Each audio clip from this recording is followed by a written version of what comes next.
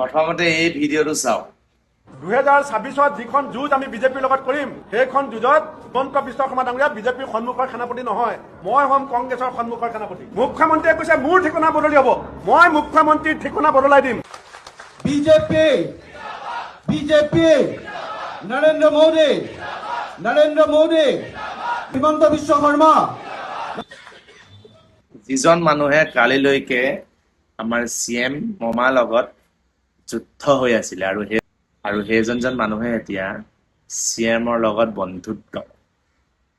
কথাটো এনেকুৱা, এই ডাঙৰ মানুহবোৰৰ লগত থাকি লৈ পেনে আমি এই সৰু সুৰা চাম মানুহবোৰৰ লগত আমি ইটোৱে সিটোক কাজিয়া লাগি কোনোৱে লাভ নাই। পলিটিক্স ধৰ্ম সেইবোৰৰ লগত লাগি কি পাব আপুনি? এতিয়া ভূপেন বৰা, হেমন্ত বিশ্ব শৰ্মা ছাৰ দুয়োটা দেখিলে কিমান মিতিৰালি। আপুনি কি বুজিলে?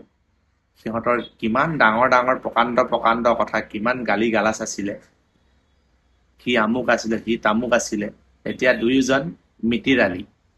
গতিকে ডাঙৰ পলিটিচিয়ানবোৰৰ লগত লাগি পেনে আমি সৰু সুৰাবোৰ বেয়া হৈ লাভ নাই।